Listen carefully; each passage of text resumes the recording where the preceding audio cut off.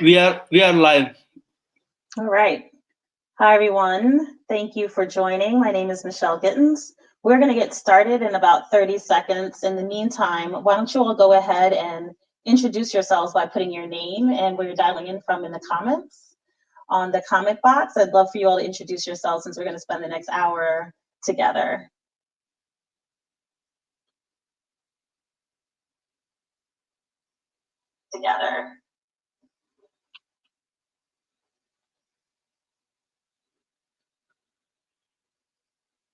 Okay. All right. Okay, so while you all are doing that, I'm going to go ahead and get started. I'm going to, first of all, let me just say I'm really happy to be here with you all on the GMAT Club's YouTube channel. If you haven't done so already, please be sure to subscribe to stay up to date with the latest MBA and GMAT videos. Also, for tonight's session, we have a special offer. If you subscribe tonight, we're going to give you access to 7 days, for 7 days, and we're going to give you access to the GMAT Club test. So be sure to subscribe and check the comment box for links on how to access the free GMAT Club test. Okay, and I see the comments are coming in. I'm going to say hi to Nicole from Manila. Wow, calling all the way in from the Philippines. Thank you for checking in with us. Hi, Karen from Detroit. All right. Yes, feel free to keep putting in your names and where you're dialing in from. It's great to see where everyone's calling in from. So I'm Michelle Gittens, and I am a Wharton School Specialist for Veritas Prep. I'm going to start with an overview of my background, and then we'll jump right into the agenda and the content for tonight. I'm actually a double Penn grad, so I started, I graduated from Penn with a major in psychology, and I started my career on the trading floor at Lehman Brothers. I was there until the financial crisis of 2008. About a year before Lehman went under, I started a vintage clothing company because I wanted to try my hand in entrepreneurship. And once Lehman went under, I decided to run my own company full time for another year. From there, I went to Parsons School of Design because I wanted to gain more credibility and exposure to the fashion industry.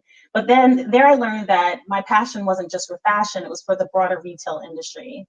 And that in order to have a high impact career in retail, it was going to be important for me to reset my career and to better improve my analytical skills, my business knowledge, and my leadership abilities. And so I decided to apply to business school.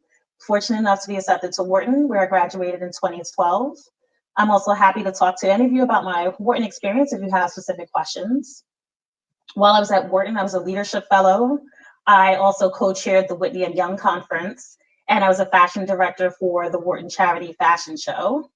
As far as my travel, I got to travel to India, South Korea, and Brazil while I was there, partly for the global immersion programs, partly just for fun, shadowing other global immersion programs. And I also studied multinational management and retail at Wharton. After Wharton, I joined the Boston Consulting Group and did strategy consulting for retailers and CPG companies. And then I went in-house to do consulting for CVS for a year, and then I managed their facial care business, which was a $500 million portfolio for 2 years. And from there, I moved over to Walmart e-commerce, which is where I'm at now. And at Walmart, I manage an early career program for their buyers of their various .com portfolios. So as you can see, I've had a bit of a winding path, but it's been a really exciting career trajectory for me. And since Wharton, I've had an opportunity to be in some really high profile and high impact roles. Okay, so let's get into the agenda for tonight. So this agenda is going to show you exactly what I want you to get out of the presentation for tonight. I'm going to talk about what Wharton looks for in candidates. We're going to quickly go over the Wharton MBA application requirements, talk about when's a good time to apply, the pre-work you should do before you even start your application, how to identify gaps in your application, how to differentiate your candidacy, which is critical to submitting a successful application. We're also going to spend about the last 10 or 15 minutes discussing the Wharton team-based discussion. So for those of you who have been invited to interview for the Wharton TBD, this will be your opportunity to ask any specific questions you have about the Wharton group interview.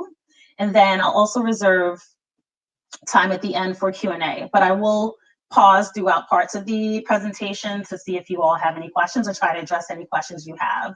So as you have any questions, feel free to enter them in the comment box. Okay. And now let me say hi to a few people. All right. Hi, Thomas, calling from Argentina. Khalid from DC. Thank you for joining, everyone. Uriel from Baltimore. Thanks for joining, everyone. Okay. Attributes of an ideal Wharton MBA candidate. So I want you all to take notes on this because this context should really shape your overall application approach, especially your essays and your letters of recommendation. As we go through these attributes, I want you all to keep in mind that as one of the top business goals, Wharton is seeking to bring in candidates who are going to elevate its community and brands, both as a student and as an alum. They're really looking for individuals who are going to be future global business leaders and serve as exemplary brand ambassadors. So these 6 attributes are really important to demonstrate in your application. Let's start with demonstrated intellectual ability. This can be shown through your academic record. For example, graduating summa cum laude from a top undergraduate school with a difficult major. It can also be shown through your professional achievements. For example, getting an early promotion at a top firm within your industry, or through having professional certifications like a CPA, or it could be a combination of any of those types of accomplishments. With regards to strong leadership potential, which is another important attribute Wharton looks for, not only demonstrated leadership skills, but the potential for leadership. And one obvious example is showing that you have experience managing a team in your current or your previous role at work. But this can also, demonstrating strong leadership potential can also include managing a team outside of the office. So leadership can be demonstrated, for example, with extracurricular activities, managing a team for a nonprofit that you're a part of, or even launching your own nonprofit and showing that you have the initiative that you're showing exemplary initiative to go above and beyond to start something to give back to your community. It can also be demonstrated by your ability to influence others. So for example, if you have examples or evidence that you've been able to influence others by you've been able to influence difficult stakeholders and drive change, that's a great way of showing that you have strong leadership potential. A third attribute I'm going to discuss is showing that you have a unique perspective. And this is a really great way to stand out in the application process. So one way to show that you can bring a diverse perspective to the Wharton community is showing that you have a different upbringing that puts you in the minority of candidates who are applying to the Wharton MBA. Another way is showing that you've worked in a niche field, or that you're working or something new and innovative in a very established field. So for example, I currently work at Walmart, a retailer, the Fortune 1 company.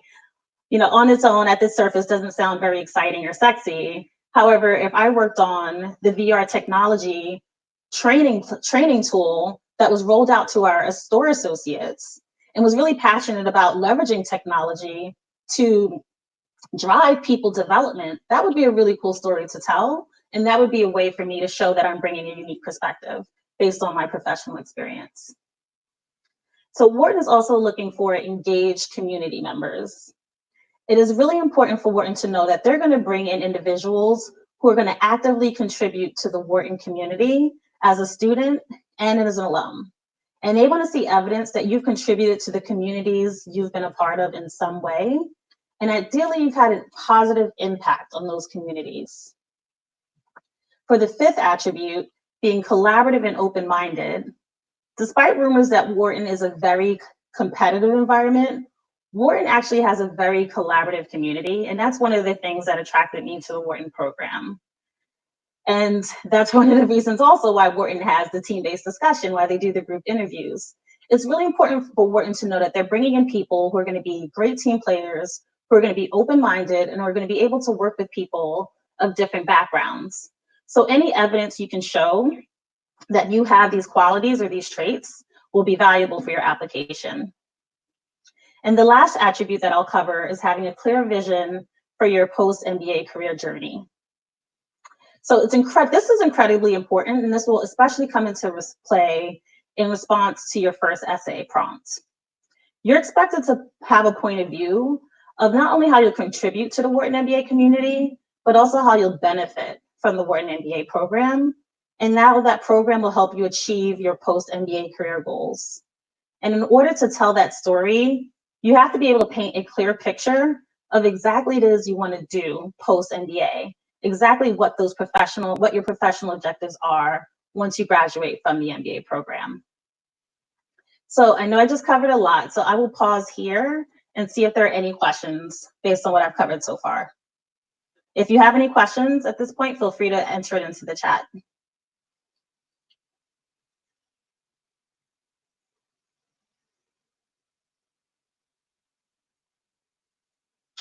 Okay, doesn't look like there are any questions right now, so I will, okay, sorry, I see you have one. If we only have 4 of 5 out of the 6 attributes above, would we still have a chance of being admitted? Yes. So the goal, you don't have to check off every single attribute that's shown on this slide. You don't have to be able to check off all 6 attributes to be able to be accepted into Wharton. But what you want to do is try to demonstrate as many of these attributes as possible across all aspects of your application to increase your chance of being admitted. And what I'll do later in this presentation is give an example of 2 clients that I worked with who had gaps in their application. And you'll see how I worked with them to position their application to compensate for some areas where they were lacking in terms of the ideal attributes.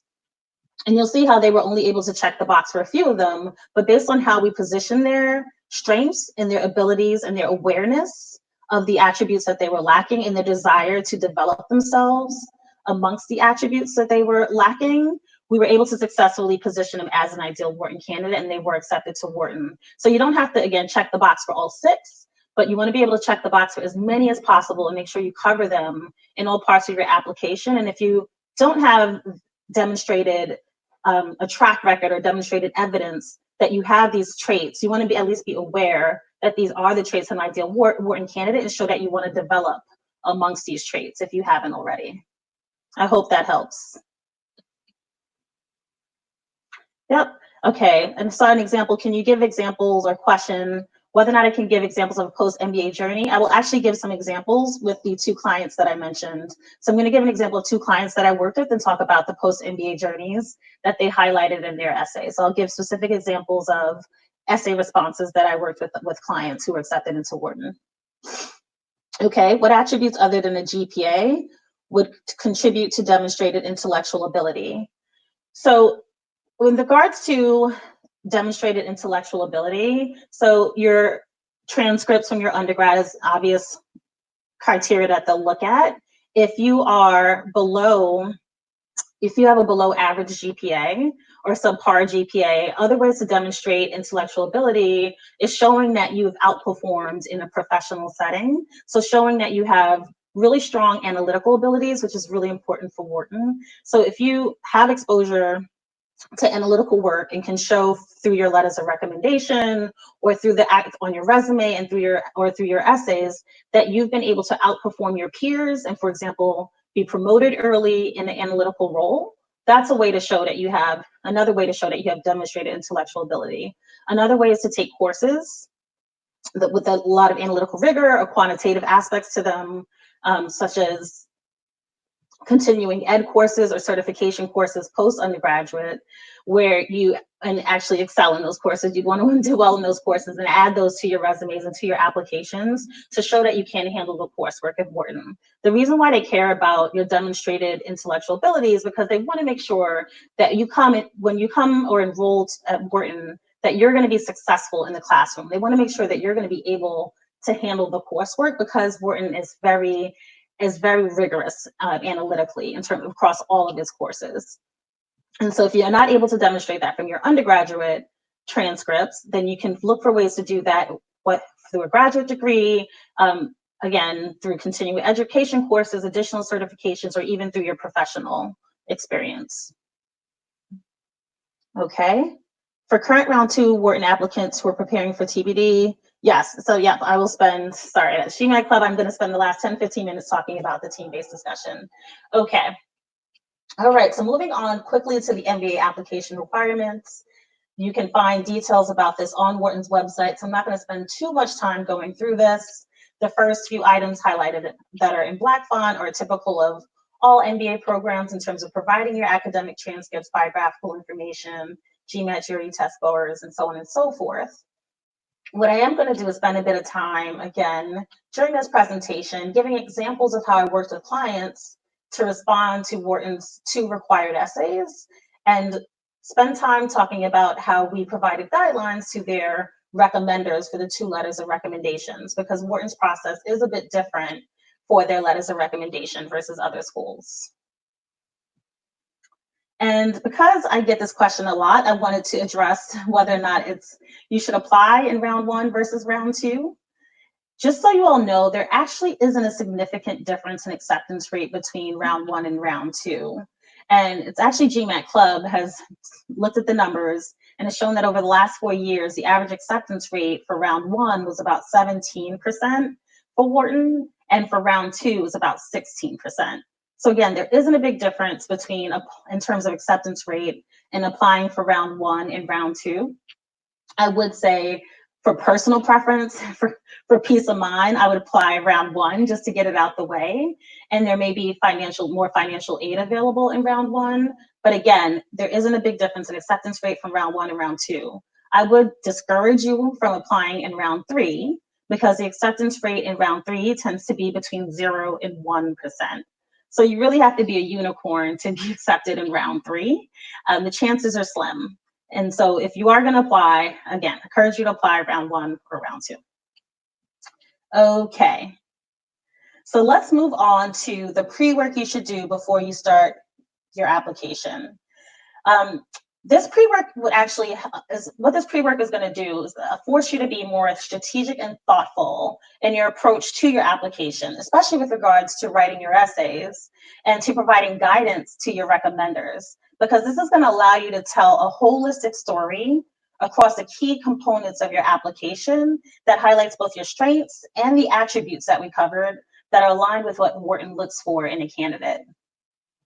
So this pre-work requires a great deal of introspection to explore exactly why you want to pursue an MBA so that you can take full advantage of the MBA program when you enroll. And it can take anywhere from a week to a few months, depending on how much time you want to put into it. And it doesn't hurt to start the pre-work as early as possible, because this will serve as the foundation for the content of your application. So there are 4 key components to the pre-work you should do before even beginning your application. The first would be reflecting on your career journey.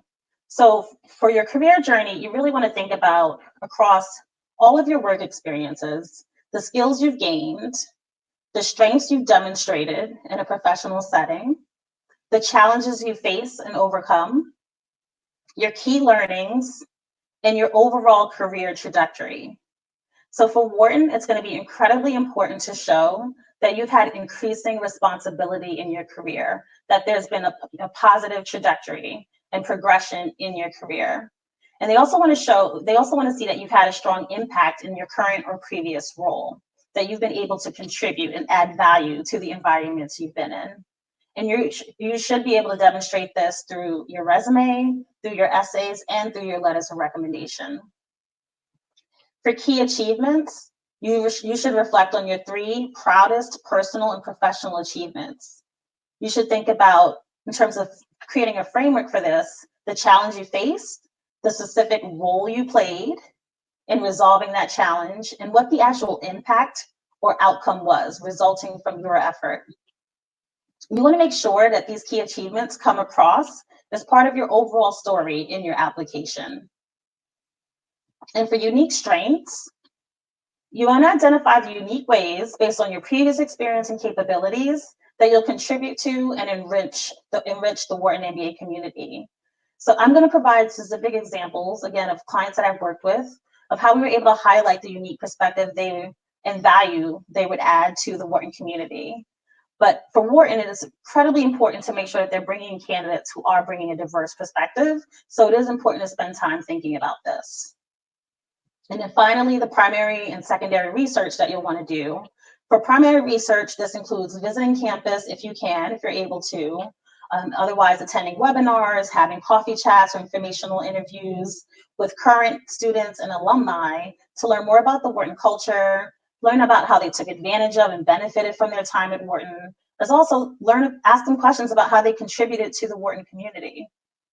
For secondary research, you want to research the Wharton offering online and learn more about the courses, the clubs, the travel opportunities that'll help you develop personally and professionally and help you achieve your short-term and long-term career goals, because you're going to end up incorporating this information into your essays to create a really personalized story throughout your application process. So I'll pause here again to address any questions you all have. Okay. I see, if I'm not in the analytical field, but more in a technical side at work, how do I make that connection to analytics?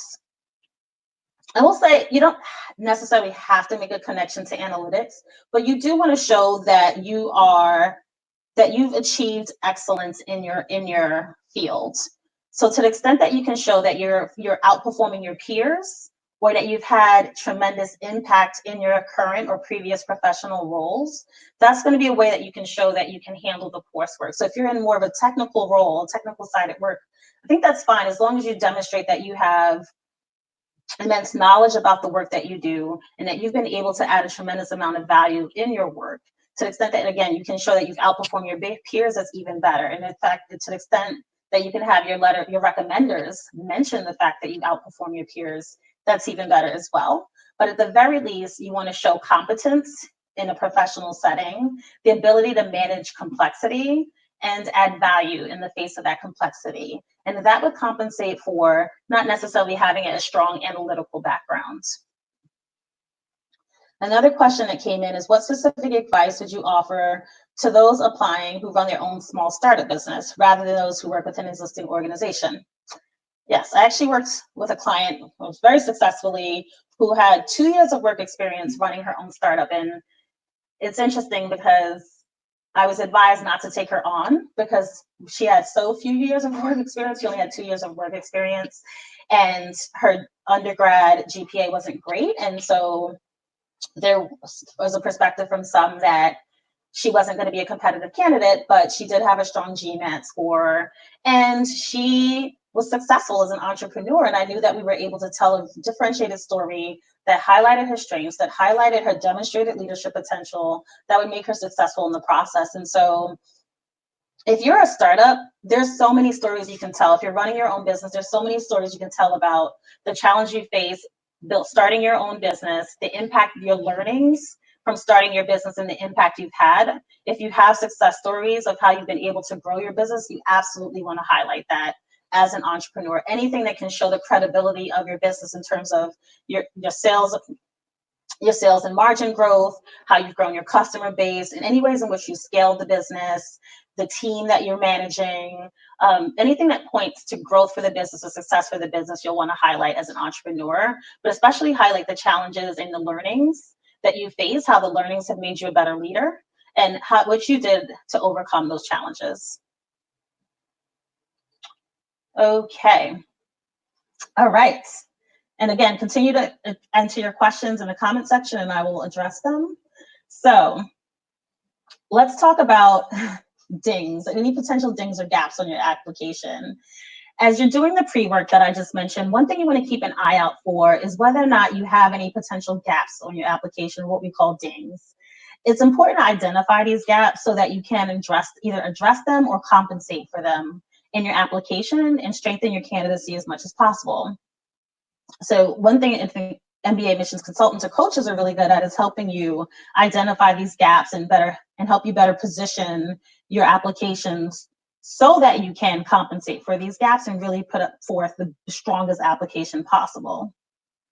As you're doing your pre-work, you also want to look at how you can truly stand out in the application process and truly differentiate yourself. You really want to get the admissions committee excited about your candidacy and influence their belief in your unique ability to both benefit from and contribute to the Wharton MBA program.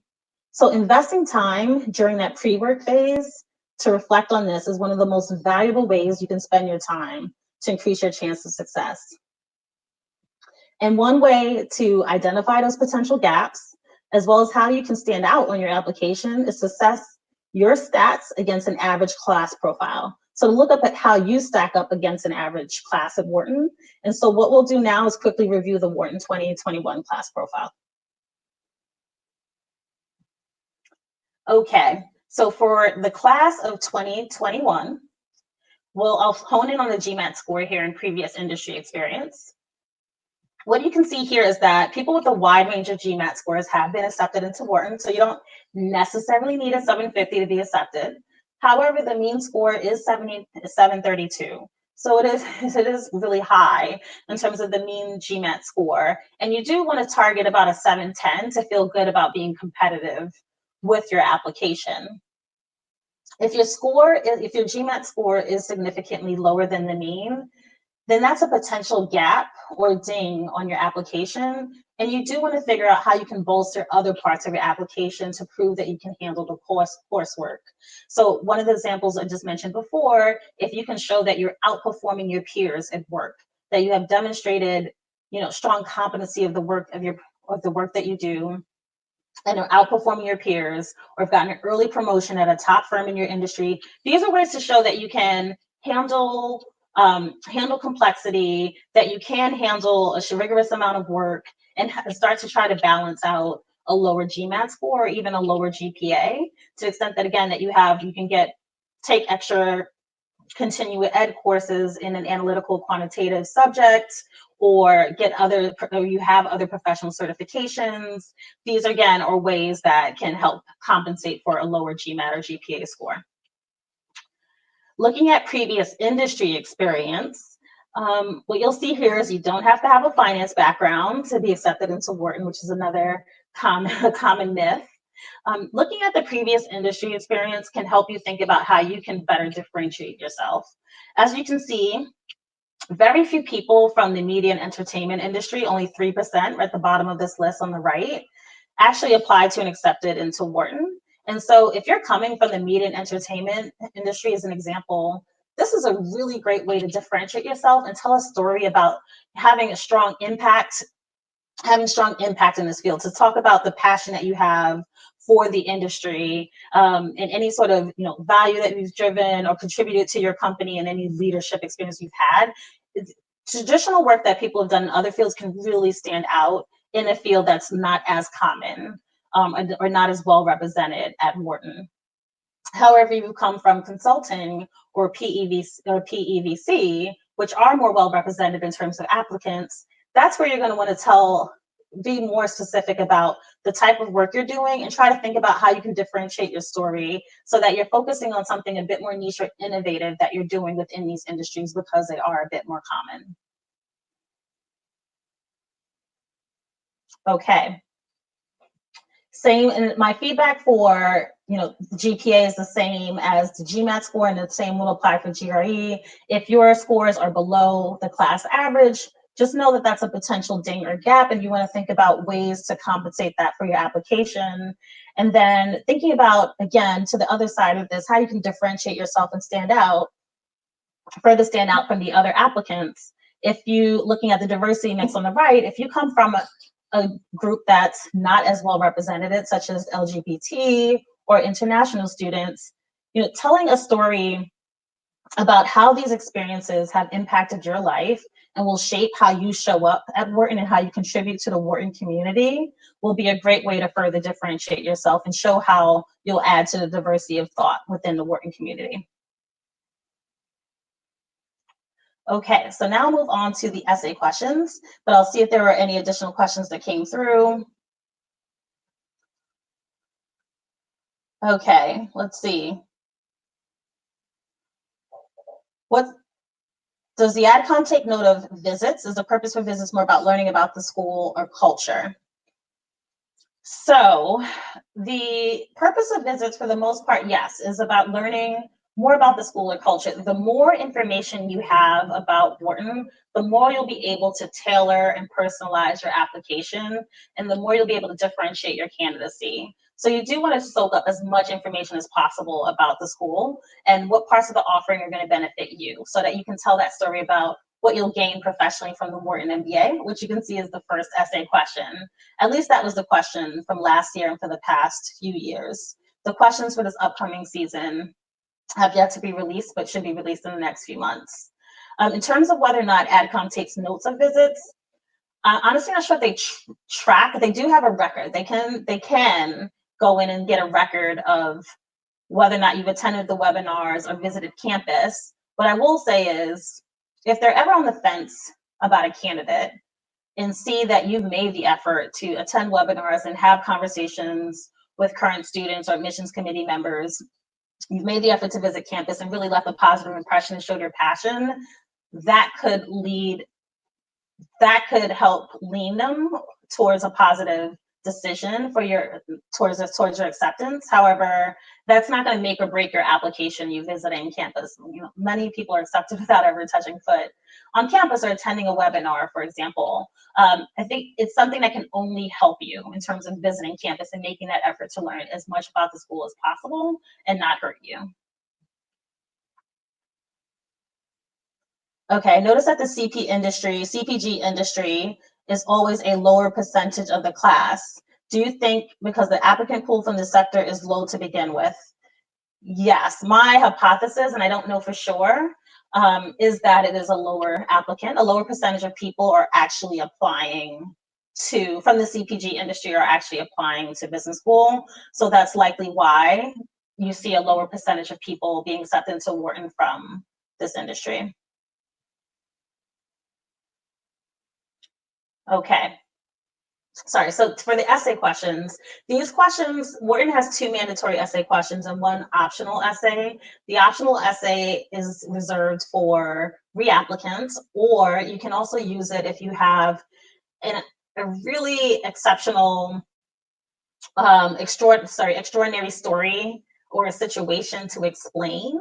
It's rare that someone needs to use the optional essay for that reason. It's usually just reserved for reapplicants.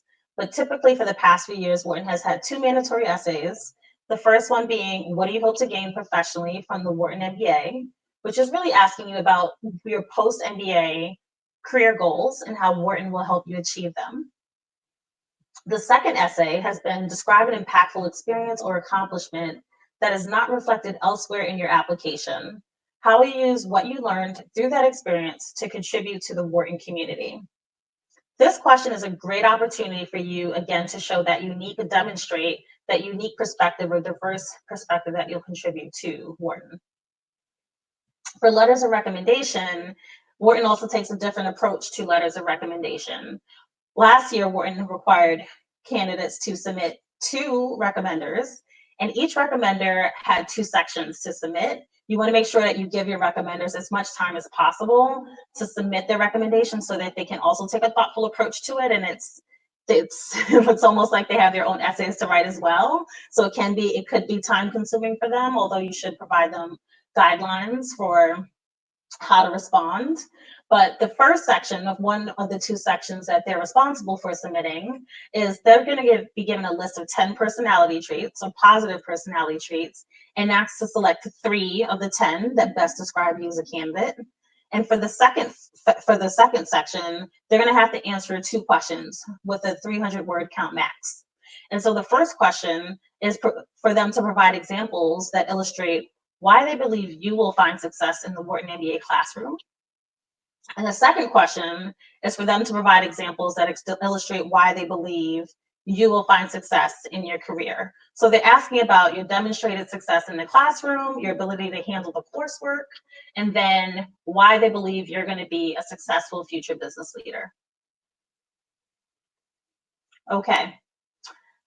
So now I'm going to go to, I mentioned that I was going to give examples of 2 clients that I've worked with and how I worked with them to address or compensate for gaps that they had in their application and further strengthen their applications and really highlight their unique strengths for them to be accepted into Wharton. And so before I go into these 2 examples, I'm just going to answer a couple more questions that came through.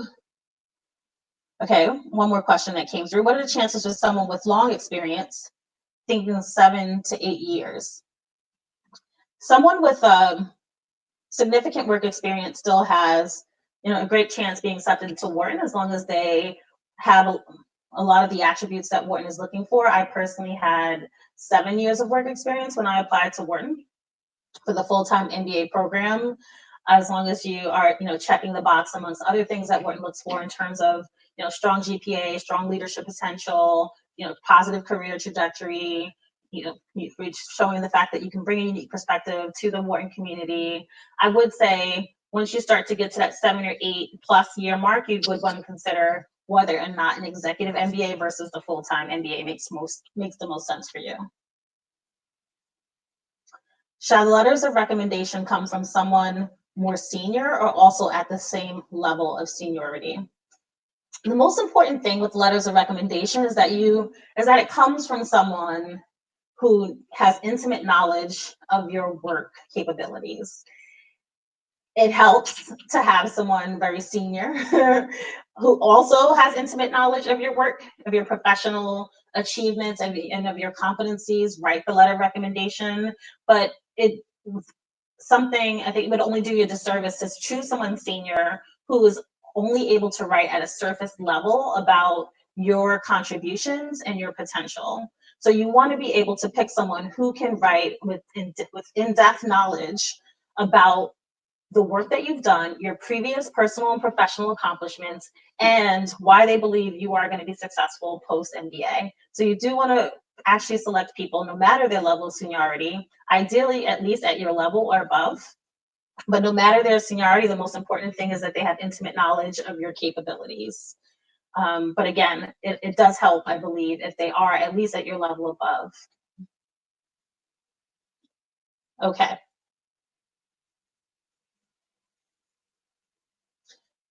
Okay, there was a question about, question was, at the boss shouldn't know about application until it's final. I think it's a question, if I'm reading your question correct, you're asking who can you get to write it? Yeah, okay, you're good, okay. All right, okay, so moving on. I'm gonna give you 2 examples of clients that I've worked with, and I'm gonna specifically talk about how we position the application so that they can stand out in a unique way and compensate for their gaps. And then we're going to move into the team-based discussion, and I'll open it up to questions specifically for those who are interviewing, specifically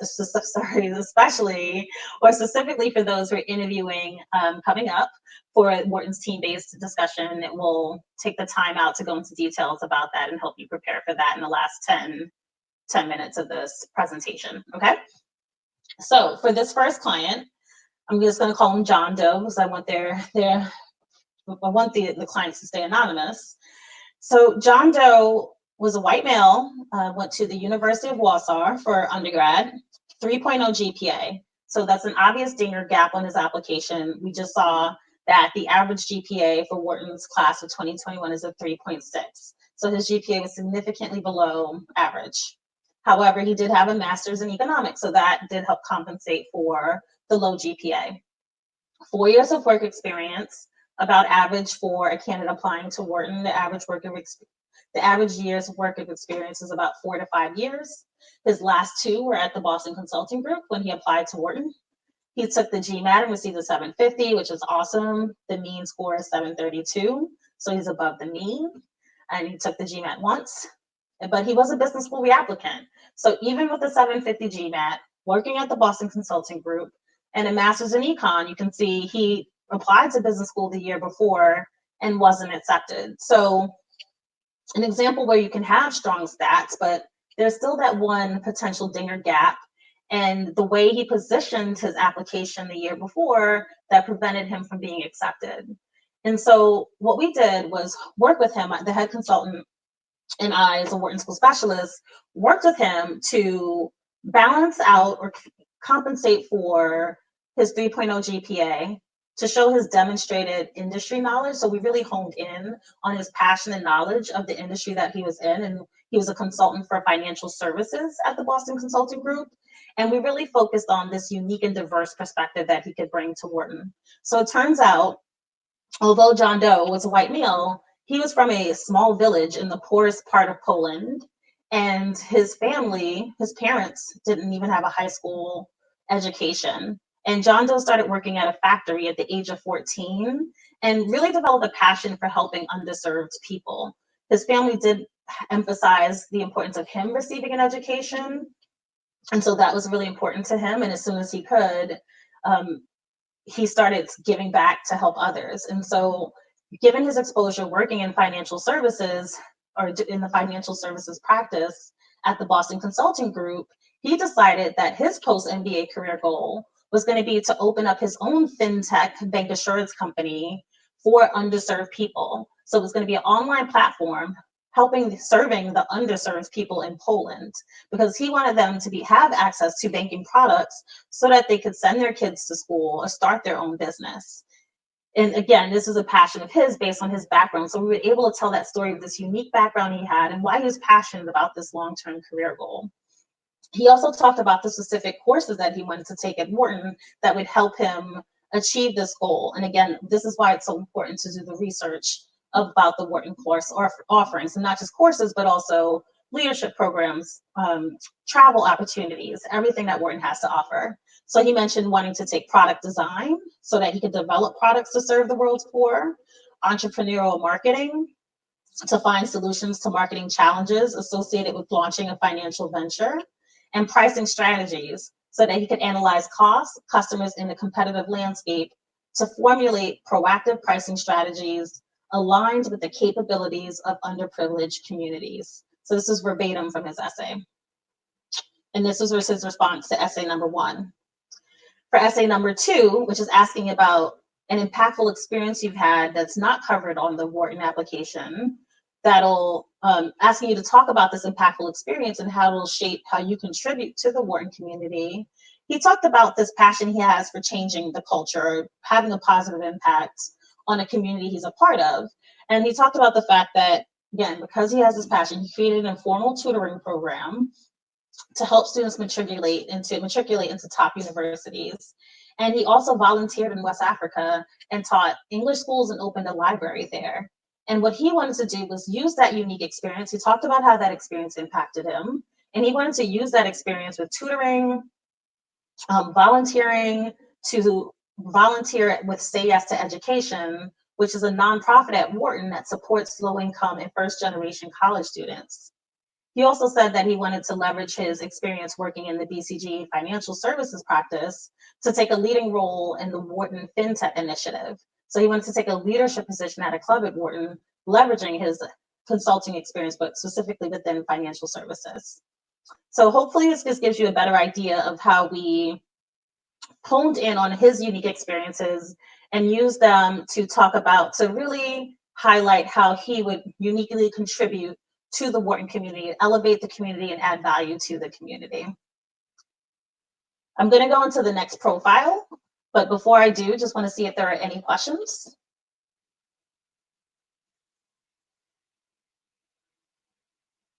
Okay. If I'm an entrepreneur and I don't have someone with more seniority on the startup, who can write it? If you're an entrepreneur, I would encourage you to, if you have a mentor or an advisor for your business, I would recommend that you go with that person to be one of your recommenders for your letters of recommendation. If not, you can also go with a business partner if you have a business partner. But ideally, hopefully, you have a mentor advisor who's helping you with your business. Otherwise, a business partner. When I worked with an entrepreneur, the entrepreneur I mentioned before, who had 2 years of work experience, she actually had one of her mentors who advised her on the business that she was running, who was helping her scale her business. She had one of her mentors who was in a completely different industry write one of her letters of recommendation. And then she started a nonprofit organization for an area she was really passionate about. And she had someone who was helping her in the nonprofit space, who was also advising her on her nonprofit, write her letter of recommendation. Okay. Does having a low quant score, being a Latino student, does having a low quant score on the GMAT really affect my chances of getting in if I have a strong quant record on my transcript? Okay, so having a low quant score on your GMAT, again, we saw the range, right? There's some people, it's rare, to be frank, with a 580 who are accepted into Wharton.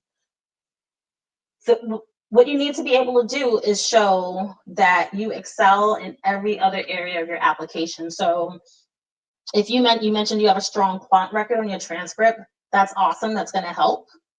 And I assume that means you have a strong GPA. So I don't think that's not going to automatically exclude you from being accepted into Wharton, the lower GPA, but what you do have to do is demonstrate excellence across all other parts of your application. So you want to be able to tell that unique story. I hope that you have a high GPA to show that you can handle the coursework. You want to be able to speak to significant professional achievements that you've had in the workplace. Another thing, of course, you can do if you feel like you don't have enough, if you're not able to check enough of those boxes or those attributes that we covered earlier on in the presentation, another thing you can do is take the GMAT again. Not no one loves to continue to take the GMAT. It's probably the least fun part of the entire process, but of course you can continue to take the GMAT and hopefully improve your score. But ideally, it doesn't automatically discount you from the process, but we want to make sure that you can excel across all other parts of your application. Okay, does having a gap in your career have a negative impact on the profile? If yes, how to cover that? So that's really going to depend on why you have that gap. You'll want to use the optional essay to explain the gap in your career. I would say it doesn't necessarily have a negative impact as long as you have a good reason for having that gap in your application or in your career history, and you're going to want to explain that gap in your career history in the optional essay. Okay. Okay. You should be, yeah, you with the 710 GMAT and 3.96 GPA, you should be competitive. And at that point, it's really about telling a unique story, a really differentiated story for how you'll contribute to the Wharton MBA program, and having a really clear vision of what it is that you want to do post MBA. Okay. All right. So feel free to keep the questions coming. I am going to go into our second example, Jane Doe, who I worked with and was recently accepted into Wharton. So Jane Doe is an Asian female, went to Stanford undergrad, 3.6, so obviously very prestigious school. Her GPA was right on par with the average of the class of 2021 for Wharton. She had 2 years of work experience. That is a potential ding, not strong ding or gap on the resume. I mean, on the application, as I mentioned, the average work experience for someone applying to Wharton is about 4 to 5 years. She came from a well-represented industry of venture capital. So again, here's where we're thinking there's clearly going to be a need to differentiate her candidacy given the limited work experience and coming from a well-represented industry. Her GMAT was a 750, above the mean, which is great. She took the GMAT 3 times, which is just a reminder for those who haven't started the GMAT process, assume you are, since you're participating in this GMAT Club webinar, that you're at least studying for the GMAT now. Keep in mind that most people take the GMAT 2 or 3 times at least, and so just make sure you give yourself time to take the GMAT more than once as you plan out your whole application process and when you're going to study for the GMAT and take it versus when you're going to write your essays, which can also be a time-consuming process. So Jane Doe also had limited leadership experience. She didn't have experience managing a team or any real strong leadership experience outside of the workplace. And so that was another gap that we were going to have to address on her application. So our strategy with Jane Doe was to really was to differentiate her experience within venture capital. Post MBA, she wanted to go back into venture capital. So we wanted to make sure we highlighted how she was going to stand up, make sure we can have her stand out amongst all venture capital candidates by telling a very differentiated story that was aligned with her passion.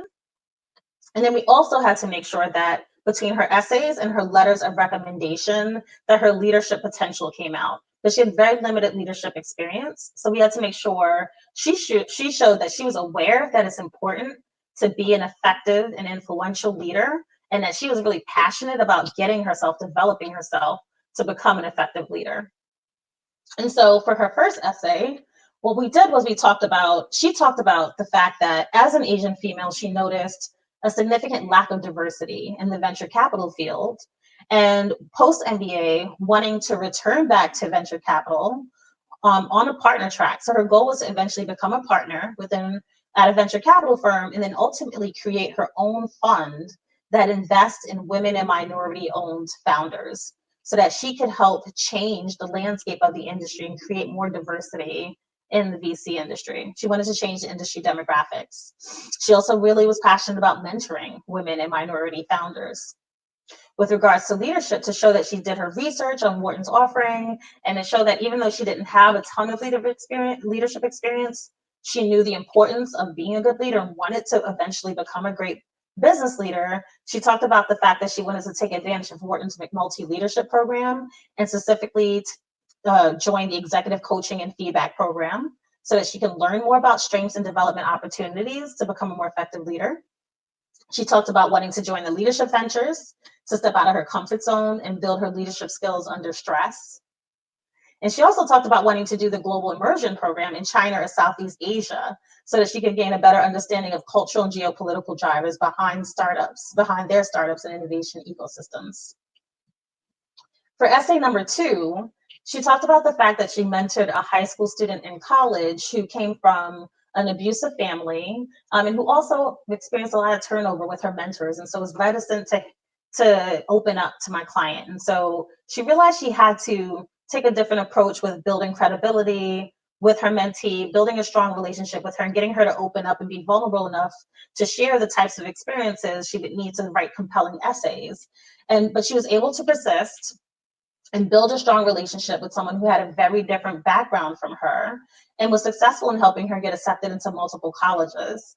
And she talked about the fact that that experience helped her become a more empathetic person and a better listener. And she wanted to use that experience to build stronger teams at Wharton inside and outside the classroom, and be able to continue to interact with people of different backgrounds, or relate to and build strong relationships with people of different backgrounds. She also talked about wanting to use her experience in venture capital to join the Women in Diversity Leadership team as part of the PE and VC club at Wharton.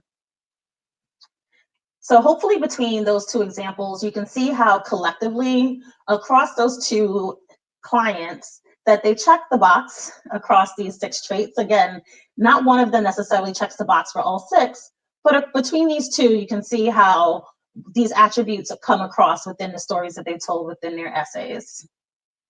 So I'm just going to quickly stop to see if there are any questions here, and then we'll go into the team-based interview. And apologies, we only have about 6 minutes left for that. Okay, I wonder if we could still help to have social responsibility activities that have been made just recently. Okay. I mean, yeah, you want to show ideally that you've been involved with social responsibility activities, nonprofit activities, community service. You want to show that you've been involved, not just volunteered with them, but that you actually had an impact with these organizations. And it does take time to have an impact. If you've just joined them right before your application, you may not have much to say about them, but you want to have been with them within enough time to show that you've had some sort of impact with the organizations. And I'd say usually you need a few months to do that. I'm sorry, we didn't leave a ton of time for team-based discussion, but I do want to go into that.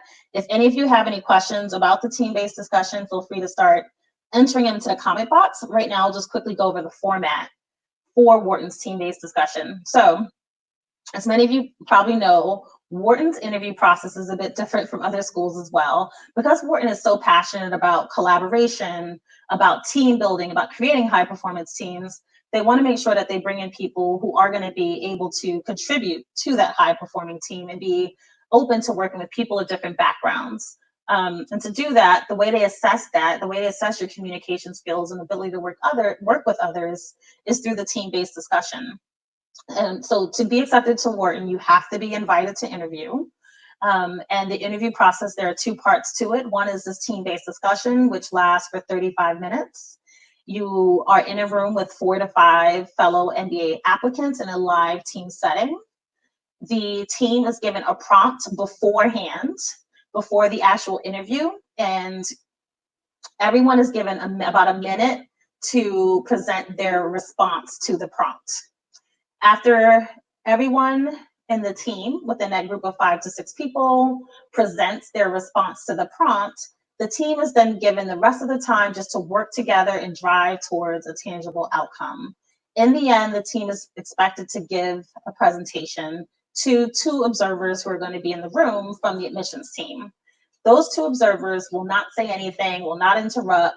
They're really just there to observe and see how you will interact. They want to see what role you play on a team, again, how you interact with others, how you make decisions, what your communication style is like. So they're going to feel exactly how you're going to interact with your fellow classmates if you are accepted into Wharton.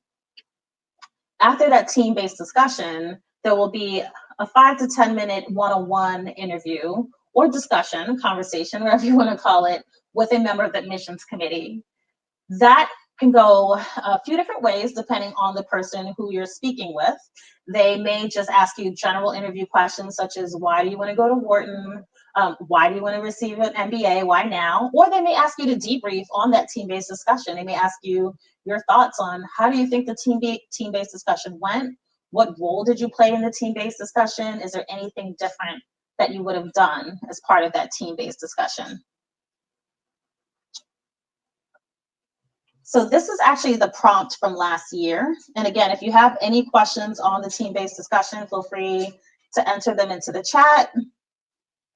This is the prompt from last year. I'm just going to go over the last part because it's a bit lengthy, or I'll just provide a quick overview. The prompt that was given to all candidates invited to interview is that Wharton invested $25 million in a new entrepreneurship and innovation hall. And so the team was asked to create a one-day program that promotes the unveiling of this new hall. And as part of that one-day program, they had to define their target audience, how many people they wanted to invite, identify and select a keynote speaker and programming for the day, including one interactive workshop and metrics for success. The goal was to provide unique experiential opportunities that really highlight the breadth of resources and the depth of resources in this new entrepreneurship and innovation hall. So when participants were given that 1 minute to introduce their proposal at the beginning of the team-based discussion, it was in response to this prompt. They had to present their idea for this one-day program. And for those who will be interviewing with Wharton over the next few weeks, your 1 minute response will be your proposal that addresses at a very high level the prompt, the questions or criteria that they're looking for here in this one-day program. And then again, after each team member presents their proposal for about a minute and also introduces themselves, then the team is just left to their own devices to work together to create a presentation at the end, to come together and align on what that one-day program will look like and present that back to the 2 observers in the room.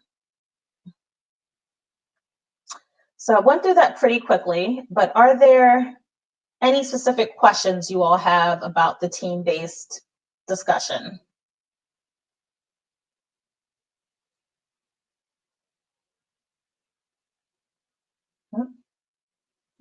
Okay. Well, feel free to enter any questions that you have, and we have another minute left.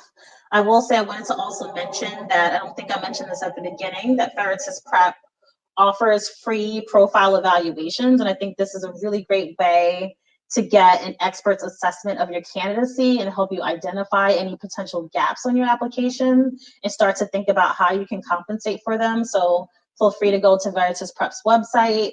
It's right on the landing page, or you can use this URL, which we can also put in the comment section for you to sign up for a free profile evaluation. So I have a question about, what are you judged on the team-based discussion? So great question. For the team-based discussion, they're looking at a few things. They're looking at your communication skills, and I'll go back to that side. They're looking at your communication skills. They're looking at your decision-making abilities. They're looking at your just overall, I'm trying to say demeanor, like your ability to play nice with others. They're looking for people who can lead from the front and behind and be an overall ability to be collaborative. So they want to make sure that they're not bringing in people who are going to necessarily step on other people's toes. They want to make sure that you can help empower a team or lead a team if you need to, that you can be flexible with your role if needed. But the most important things that they're really looking for are your communication skills, your just overall team like your team player skills, for lack of a better word, and your decision-making skills are some of the things that they're looking for. And again, your ability to be flexible is going to be important.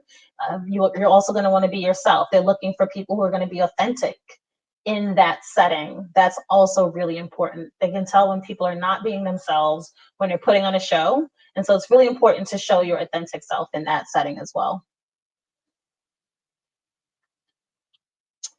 Any other questions? Okay, well, feel free to enter any other questions you have in the comment section, and then we will respond after this presentation. And feel free to, again, remember to subscribe to the GMAT Club's YouTube channel if you haven't already for 7 days of access to the GMAT test. Please like this video if you haven't already to help us with our engagement scores for the video. And I just want to thank you all for your engagement tonight and wish you the best of luck on your application process. Thank you, everyone.